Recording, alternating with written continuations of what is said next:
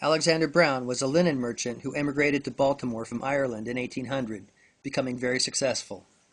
He was a major stockholder in the Second National Bank of the United States, along with Girard and Astor, and his sons would go on to found one of the largest merchant banks in America. Brown Brothers had a London branch as well, Brown Shipley and Company. The Browns have always had close ties to the Bank of England. In fact, it is an unwritten rule that the bank's Board of Governors must always include a Brown Shipley director. One of them, Lord Montague Norman, served as governor of the Bank of England longer than anyone in history. If you guessed that the Browns enjoyed close ties to the Rothschilds, you would be correct. In fact, it was through George Peabody's connections with the Brown family that he was first welcomed into the Rothschild circle. Undoubtedly, the Rothschilds' closest allies were two German banking families, the Schiffs and the Warburgs. The Warburg family name is legendary in banking. M. Warburg and Company, based in Hamburg, is the oldest bank in the world and remains in private hands. The Schiff family shared a house with the Rothschilds in Frankfurt, the very house that Nathan and his brothers grew up in. Jacob Schiff first came to America after the Civil War, and in 1875 went to work for Kuhn, Loeb and Company. He promptly married co-founder Solomon Loeb's daughter Therese and took over the bank. Paul Warburg, who is regarded as the architect of the Federal Reserve System, followed in Jacob Schiff's footsteps, first marrying Solomon Loeb's other daughter Nina, and then joining Kuhn and Loeb when he too came to America in 1902. Warburg was chairman of his own bank, the Bank of Manhattan, and sat on the boards of many important companies, often together with Schiff. Before Warburg came to join him in New York, though, Jacob Schiff spotted two promising entrepreneurs and lent them his support. One would become the undisputed king of oil, the other, America's preeminent railroad baron, John D. Rockefeller and Edward H. Harriman. Rockefeller was pious, hard-working, and ruthless. He and his brother William formed Standard Oil together, and by buying out or forcing out competitors, the company at one time controlled 90% of the refining business in the U.S. Harriman was no slouch either. He would eventually control the Union Pacific, the Southern Pacific, the Illinois Central, and a few other lines, as well as the Wells Fargo Express. He also sat on the board of National City Bank of New York, along with Schiff. Jacob Schiff arranged the financing for both the Harriman and Rockefeller empires, either through Kuhn and Loeb or National City Bank of Cleveland. The Rockefellers dabbled in banking too. William Rockefeller and his son Percy were both directors at National City Bank of New York, and William's grandson James would one day be chairman. The bank best known as a Rockefeller Bank, though, was Chase, which was built up by John D. Rockefeller's son. Eventually, Chase would merge with Paul Warburg's bank to become Chase Manhattan, after which J. D. Rockefeller's grandson David would become chairman there.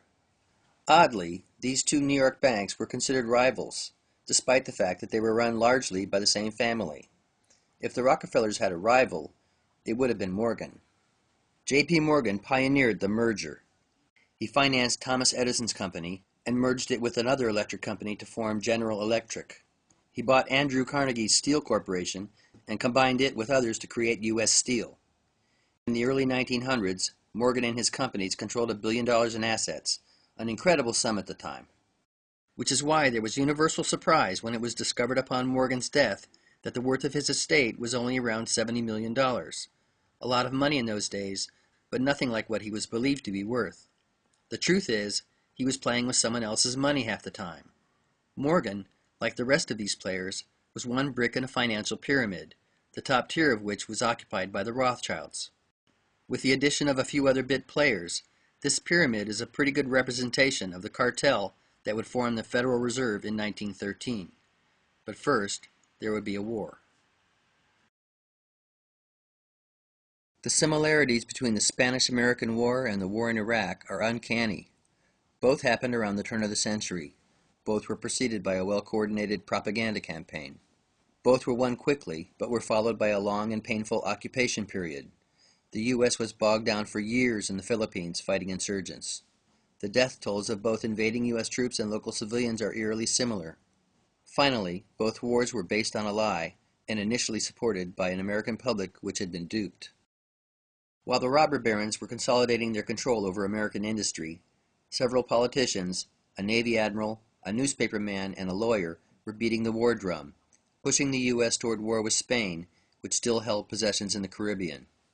You might think of them as the neoconservatives of 100 years ago. A couple of these men are worth taking a quick look at. The leader of this group was Teddy Roosevelt. Roosevelt helped drum up support for war with fiery speeches, while he and Elihu Root led a campaign to modernize the U.S. Navy. Root was Secretary of War at the time under McKinley, and Roosevelt became Assistant Secretary of the Navy in 1897. If you were wondering if these men were connected in any way to the bankers and tycoons we've been talking about, Elihu Root was their lawyer. He personally handled the legal affairs of J.P. Morgan, E.H. Harriman, and other powerful men, constantly running back and forth between Washington and New York. The Spanish were no saints, and an independence movement had sprung up in Cuba. The rebellion became more belligerent with U.S. backing, and Spain responded by throwing Cubans into relocation camps. William Randolph Hearst, the newspaper mogul, ran stories vilifying the Spanish and their abuses. Reportedly, an artist he had sent to Cuba to record the alleged crisis wired back, saying there was nothing to draw. Hearst famously replied, "You provide the pictures, I'll provide the war." In 1898, the USS Maine was sent to Cuba to keep an eye on things. 3 weeks later, an explosion sent the Maine, along with 260 American sailors, to the bottom of Havana Harbor. Spain was blamed and the U.S. declared war. Spain's wooden ships were no match for the newly modernized U.S. Navy, and the war was over within months. The U.S. took possession of Puerto Rico, Guam, and the Philippines. Cuba was given limited independence, but the U.S. kept Guantanamo Bay for itself. As it turned out, Spain had nothing to do with the sinking of the Maine. It's unclear if the explosion was a simple onboard accident or if the ship was intentionally sunk to get the war started. Either way, with its victory over the Spanish, America entered the new century as a world power. President McKinley was re-elected in 1900 with Teddy Roosevelt as his running mate. McKinley, who had resisted going to war, was barely into his second term 6 months when he was assassinated. Teddy Roosevelt assumed the presidency.